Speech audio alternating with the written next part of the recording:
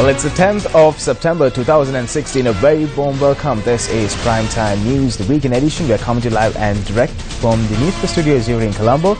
Bringing you the news tonight. I am Joel Outscoon. We start off today with a look at our headlines. United National Party celebrates 70 years. President and Prime Minister preside over the celebrations. පොදු මහජනතාවගේ සේවකයා විදිහට මම කියනවා මේ රටේ ලාංකිකයින් නැගිටිවි කියලා. අපි එකට එකතු වෙලා මේ වේගයෙන් යන්නේ නැත්නම් මොකද්ද මේ රටට වෙන්නේ? Prison guard assaulted in Punchi Boralla. Human Rights Commission intervenes to search for the youth who allegedly disappeared while in police custody. Bushfires rage in Knuckles. The Air Force takes to the skies to douse the fire. Story this evening. The United National Party celebrated its 70th anniversary in Colombo today.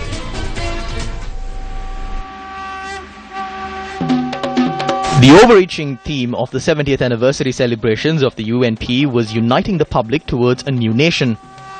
Party members from all corners of the country gathered at Campbell Park in Boralla for the celebrations.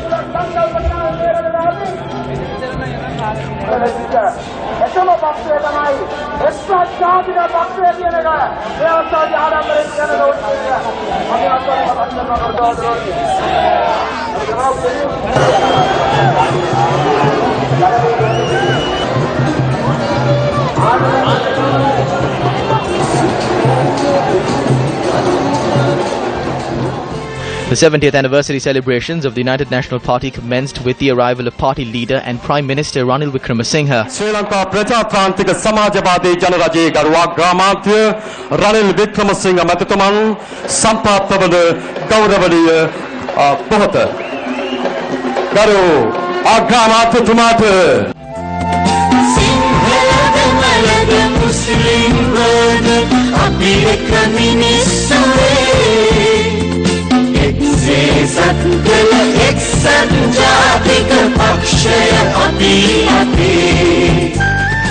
President Maithripala Sirisena was a special invitee at the UNP anniversary celebrations. තාව තමයි අප මේ දකින්නේ. ගරු ජනාධිපතිතුමාට ගරු ජනාධිපතිතුමාට ගරු ජනාධිපතිතුමාට A proposal on steering the party forward was also passed at the event. DS Senanayake මහතුමා කියනවා සිංහල දමිළ මුස්ලිම් ජනතාවගේ සමගිය සහ එකමුතුව තුල රට ගොඩනැගීම පිළිබඳව. The late DS Senanayaka spoke on building this country with the unity of the Sinhalese, Tamils and Muslims. Even after 70 years, we echo the need and importance of bringing unity and coexistence of the Sinhalese, Tamils and Muslims to build national reconciliation. Therefore, it needs to be accepted that even though this was spoken of for 70 years, a solution has not been found yet. In your election manifesto, it clearly states that international influences will not be permitted to undermine the independence of the state and the people's mandate. A similar proposal was passed at the Sri Lanka Freedom Party convention in Kurunegala last Sunday. I wish to remind you all that the Sri Lanka Freedom Party and the United National Party both can stand by these statements and build this nation. We need to understand the gravity of these issues. Criticisms made without any power can be termed as mere statements. However, as people with responsibilities, we are committed to these tasks. Anagarika Dharmapala called for the Sinhalese to rise. As the servant of the public in this country, I call for all Sri Lankans to rise.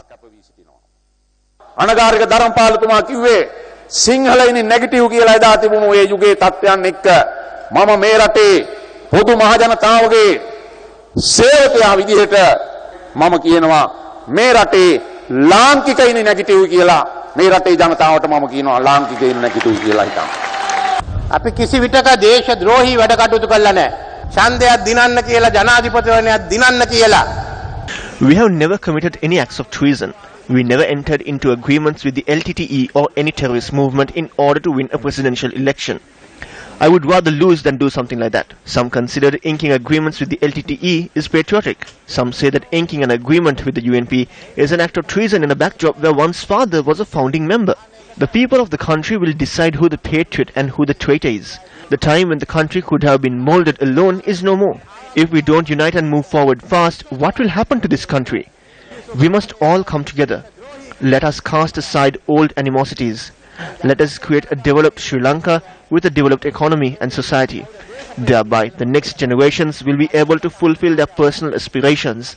Let's make that decision at the 70th anniversary and act on that. අපි හැම එක්කෙනා එක්කම එකතු වෙමු.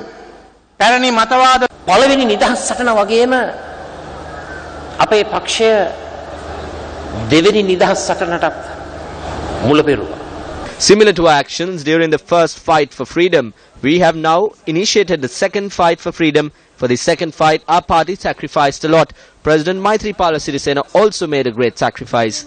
At a time when a new political age is dawning, true to those sacrifices, I clearly make one promise. Like late Honorable Ranasinghe Premadasa before me, who died on the street for his party, for his country, I too will sacrifice my life to make this party the #1 party in the country, and that is certain beyond any doubt.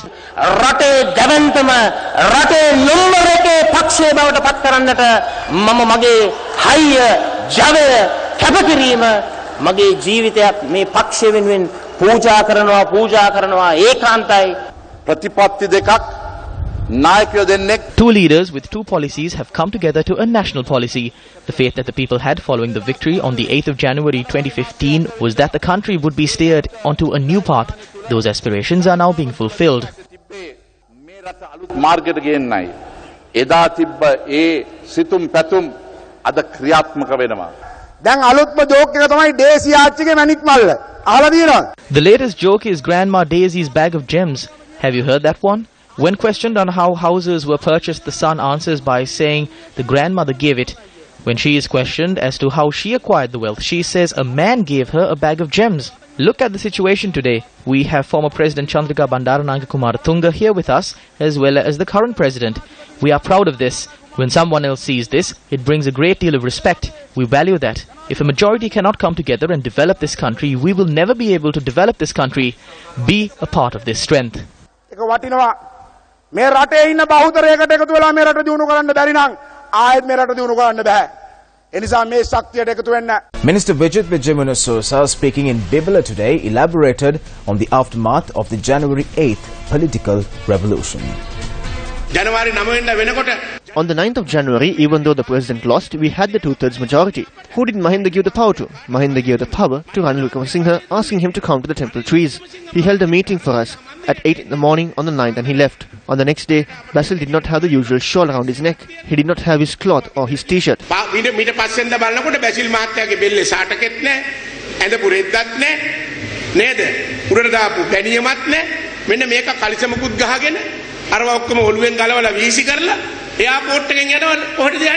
He was leaving the country. Mahinda went to the village while Basil went to America. We were lost. We didn't have anything we could do. That is when I got the idea to talk to Maithripala Sirisena, and I did. MP Prasanna Ranatunga convened a media briefing at the SLFP office in Udugampala. The Sri Lanka Freedom Party has never been able to win an election by contesting under the symbol of the hand. ශ්‍රී ලංකා නිදහස් පක්ෂයට අතලකුණ තියෙනවා. දැන් උතුමාලා ඒකපද විපක්ෂය හැටියට උතුමාලට කිසිම ලකුණුකුත් නැහැ. තාම පක්ෂයක නමකුත් නැහැ. No matter who owns the symbol, the building or name, it is the supporters who strengthen the SLFP. ඒ වගේම මම දැන් මේ ඉදිරියේදී උතුමාලට පළාත් පාලන නැති වෙන තැනදී ලොකු ගැටලුවක් ඇති වෙන්නේ මේ පක්ෂයක් නැතුව. පළාත් පාලන මැතිවරණය When the local government elections are announced, we will tell you how we intend to win. Speaking in Colombo today, Minister Faiza Mustafa commented on the goal of the consensual government. Renovation of the access road to the 125 and 129 areas in Jintupitiya, Colombo commenced today under a project with an estimated cost of 5.5 million rupees. As a consensual government, we are committed to providing benefits to the people.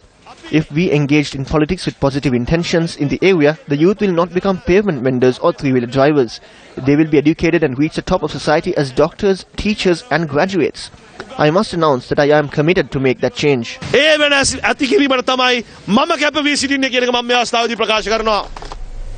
A drug peddler nabbed in Valiveria has revealed details of a drug distributor in Grand Pass to the police.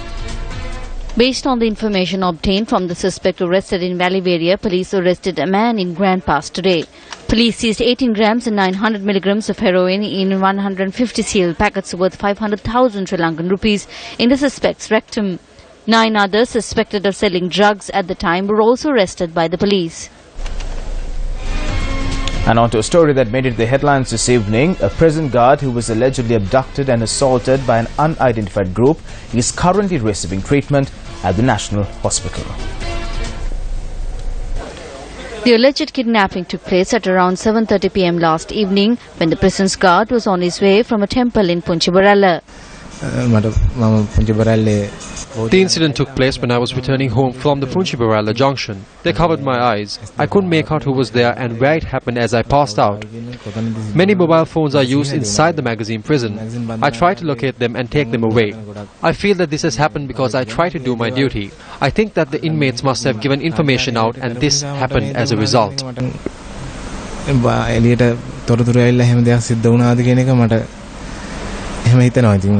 Prison spokesperson Tushar Upuldenia says that investigations into the incident have commenced.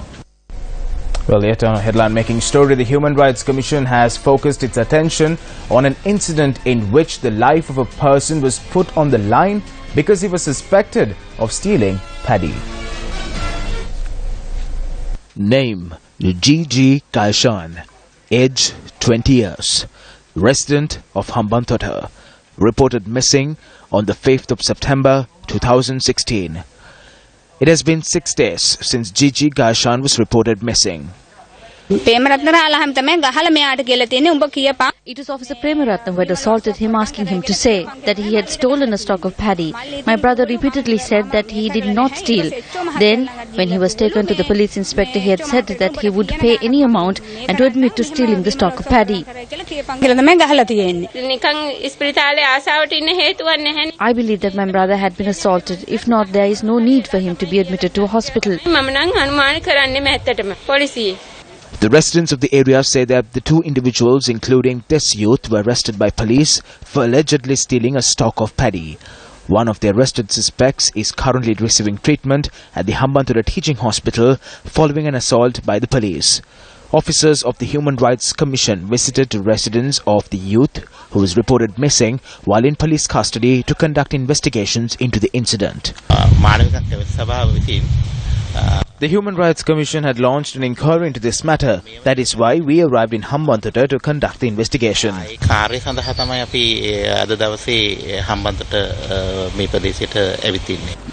When inquired, the police stated that the youth escaped when attempts were made to arrest him. Inspector General of Police Pujija Sundara spoke on the efforts of the police to curb crime in the country at an event held in Vavuniya yesterday. All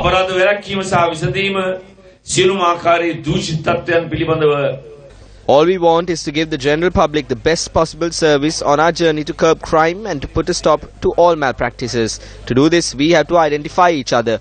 The majority of people in the society are good, innocent people. Only a few are bad.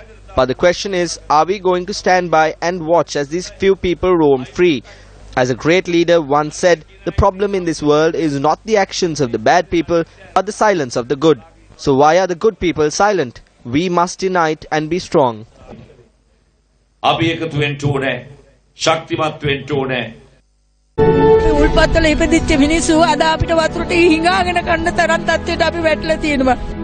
Earlier we used to shout at our children to get them to take a wash. Now we shout asking them not to finish the water. We ask them to wash their faces only. Well, this tragic situation faced by the people of Egoragama in Bandaravilla will change from today with the successful completion of yet another project under the Gammadda 100-day initiative.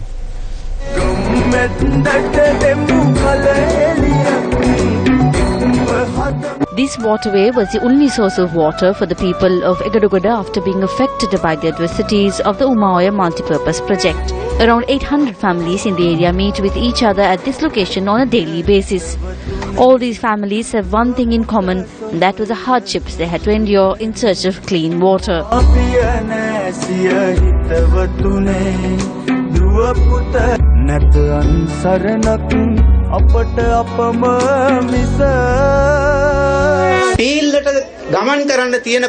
We did not have a fleet of steps to go up to the waterway. An old person cannot go and get water. They would slip and fall. The place that was earlier a swamp is now a place where you can even keep your food on and eat. If Siddhasa commences a task, they will finish it, and they will finish it very fast.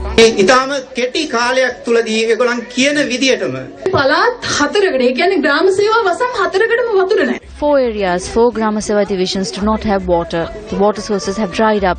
If we do not protect this, where can we go looking for water? We do not have a place. Nothing is impossible. Do not blame anyone. Let us get together and provide for ourselves what we want. If the ideologies are good, then good things will be done. If good things are done, then the repercussions will be good as well. Even though Egadugama is a village that is facing a scarcity of water, and even though most of their water sources have been dry for the past 7 years, they will now at least have a small relief in their duel to obtain drinking water.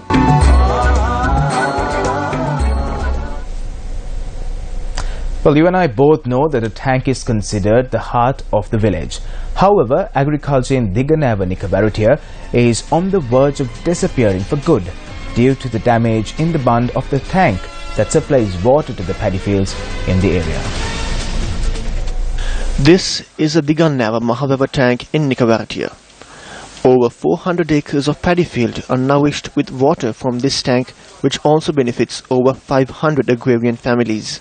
The tank bund suffered damage following the torrential rainfall experienced last May. Farmers joined hands to set up a sand blockade that would save the village from flooding. Sadly, this is just a temporary solution, and authorities have failed to rectify this issue. They told us that they would release the water and that they would fix the issue during the Maha harvesting season. The authorities have not paid any attention to this area. There is no water in the tank. There is a well set up under the drinking water project. However, the well received water from this tank.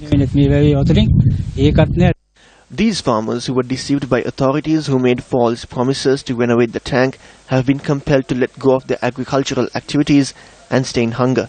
What they attempt now is to at least engage in farming during the next season. However, those hopes may be washed away with the rains that fall before the harvesting season. They say that funds were passed, but we have not been informed as to what had happened to those funds. We could not farm during the Ala season, and we could not farm during this season as well. Fishermen warn that in a couple of days the Ambalangoda fisheries harbour will turn into a sand pit.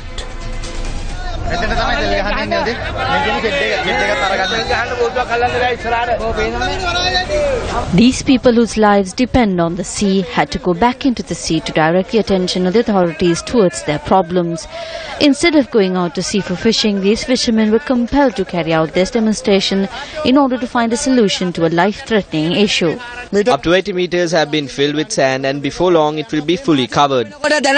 More than 3 fishermen were hospitalized this month alone because of the sand that is filling up. Multi-day fishing trawlers worth around 10.1 million rupees have been destroyed. Officials do not provide solutions to these issues. Fishermen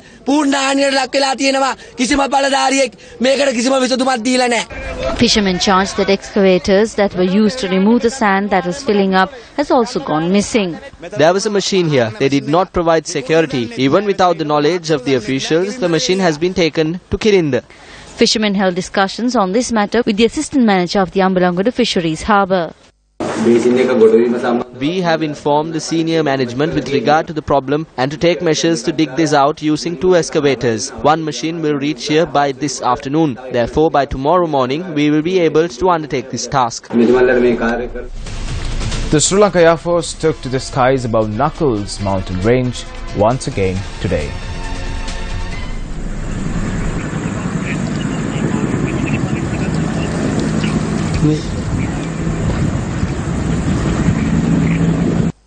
This fire was the second to occur this week in the Knuckles mountain range. The fire had spread to the Yahangala and Kahatagala areas in the forest reserve. A bushfire in the forest reserve last Saturday destroyed over 300 acres of land. The Bandaranaike Centre for International Studies conducted its inauguration ceremony of its academic programs today at the BCIS auditorium. Senior diplomat and former Secretary to the Ministry of Foreign Affairs HMGS Paliyakkartha and the High Commissioner of Canada in Sri Lanka Shelley Whiting were in attendance along with the former President Chandika Bandaranaike Kumaratunga. Bandaranaike Centre for International Studies was created several decades ago as a major institute of studies in international relations in the country. For some strange reason, Sri Lanka does not have very many faculties of international relations, studies of international relations in the universities. There are only 2 as far as I know, in the Colombo University and Canadian. Since we took over the management of the BCIS recently, last year, that was the second time I did that, now we have a very onerous task to once again bring the BCIS up to the level that we expect it to have. Well, I had the opportunity to have a chat with Australian cricketer David Bourne, who was in the country as part of a trade and sporting delegation. I asked him about the future of Sri Lanka cricket following the retirement of key players in the calibre of T.M. Dilshan, Kumar Sangakkara and Mahela Jayawardene. They've been fantastic players. They've represented their country very, very well and as ambassadors for the game of cricket. But there are times that your depth and your investment in youth and the kids can be tested. But invariably, I think you find if you've got everything's done in the back room right, and you can progress, you can cope with that. I think it's for Sri Lankan's cricket. It's been very good that those retirements have been staggered just a little bit to give other guys the opportunity to settle in. So I think the future of Sri Lankan cricket is strong. There will always be ebbs and flows in performances, both individual and team, but generally speaking, I would think it'd be strong. How do you see Australia's performance in the present context? I think they're a very talented side with some young guys in there that are going to have definitely very bright futures. Unfortunately, recently here in Sri Lanka they didn't perform as well, but I think you've got to give credit where credit is due, and the Sri Lankans totally outplayed the Australians in those 3 test matches. I think credit has got to be given too, because I oversaw the England versus Sri Lanka one-day series in England, and from what I saw there, I thought they may struggle against Australia, albeit that it was in Sri Lanka. But as I said, credit to coaching staff, to leadership through Angelo, and guidance, the lessons learned in England not that long ago, you could see definitely being put in place. And there were some very impressive performances from both their bowlers and their batsmen. Sri Lanka and Bangladesh advanced to the final of the Campus Cricket World Finals today following victories against their semi-final opponents at the Galle International Cricket Stadium. The first semi-final of the day was held between Sri Lanka and South Africa. Batting first, South Africa posted a score of 179 runs for the loss of 5 wickets in their allotted 20 overs, with Evan Jones scoring a half-century. Sri Lanka in reply reached the target in 19 overs, losing just 4 wickets in the process. DM Sarat Chandra top scored for the host with 47, while Janith Lianagate chipped in with 43. It was a tough game because they are the last year champions, and it was a crucial game, semi-finals, and we met South Africa in semi-finals, and we did our level best to beat them in a good way. Definitely, we have no words. We have to win that final. Yeah, we want to be champions, and we will do that. The second semi-final was a tight match between Bangladesh and Pakistan. Pakistan posted a score of 152 for 8 in their 20 overs, with Tahib Tahir scoring 60 in just 41 balls. Bangladesh booked their spot in the all-important finals by scoring 155 in 19.2 overs, with just 2 wickets remaining.